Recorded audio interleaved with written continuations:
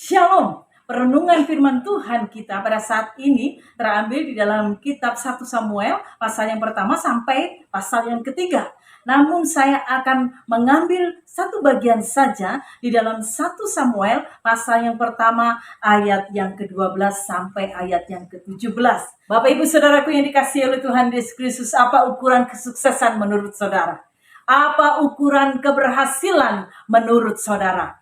Gereja yang besar, jemaat yang banyak, penghasilan yang besar, nama yang tersohor, nama yang terkenal, jabatan yang mapan, jabatan yang tinggi, anak-anak yang sukses, anak-anak yang kaya, anak-anak yang maju, atau apa lagi? Bapak Ibu yang dikasihi oleh Tuhan Yesus Kristus, pernahkah saudara merasa berkecil hati dan iri melihat kesuksesan orang lain? Pernahkah saudara merasa galau, saudara merasa gelisah, saudara merasa sakit hati ketika saudara melihat keberhasilan hidup orang lain?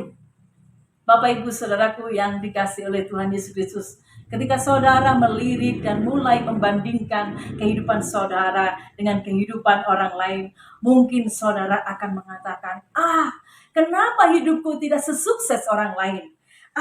Kenapa hidupku tidak seberhasil orang lain? Kenapa aku tidak semaju orang lain? Kenapa hidupku tidak secemerlang orang lain? Dan kita mengatakan perkataan lagi. Mengapa? Saudaraku yang dikasihi oleh Tuhan Yesus Kristus, dan mungkin ini yang dirasakan oleh Hana. Ketika madunya diberkati oleh Tuhan, ketika Tuhan membuka kandungan madunya dan diberi anak yang banyak, dicintai dan diperhati dan dikasihi oleh suaminya, Hana sakit hati, Hana tawar hati, Hana kecewa, Hana cemas, Hana gelisah, Hana iri kepada madunya. Saudaraku yang dikasihi oleh Tuhan Yesus Kristus, orang lain mungkin sudah menganggap Hana sebagai seorang pembawa sial, seorang pembawa aib, seorang yang tidak memiliki keberuntungan. Harapannya, masa depannya itu sia-sia, tidak ada gunanya, tidak akan ada kebahagiaan yang menghampiri Hana. Saudaraku yang dikasihi oleh Tuhan Yesus Kristus, Hana seolah-olah gagal. Hana seolah-olah tidak berhasil. Hana tak punya masa depan. Hana tidak memiliki harapan. Hidupnya sia-sia dan dia terkurung oleh kemustahilan. Saudara, namun yang terjadi apa? Tuhan mengabulkan doa Hana. Kok bisa? Apa rahasianya? Kenapa demikian? Mengapa Allah begitu terpesona dan hatinya tersentuh oleh doa-doa Hana? Jawabannya adalah karena Hana memiliki iman yang hidup. Hana tidak pernah putus asa. Hana tidak pernah menyerah. Dia tahu siapa Allahnya dan tidak akan pernah membiarkan dia dalam kesusahan. Bapak Ibu Saudaraku yang dikasihi oleh Tuhan Yesus Kristus, ada seorang pemain bulu tangkis, saudara, dia sedang bermain bulu tangkis, dan ketika lawannya memperoleh angka 1, dia masih tenang. Dan ketika lawannya beranjak memperoleh angka 2, dia masih tenang, saudara. Dan ketika lawannya memperoleh angka 3, dia merasa bahwa dia masih memiliki kesempatan. Namun apa yang terjadi ketika lawannya itu memperoleh angka 5, 6, 7, 8, dan hampir kepada nilai yang tertinggi. Dan dia masih memiliki angka 0. Dia mulai galau, saudara. Dia mulai cemas. Dia mulai khawatir. Dia mulai tidak tenang dan dia merasa tidak nyaman.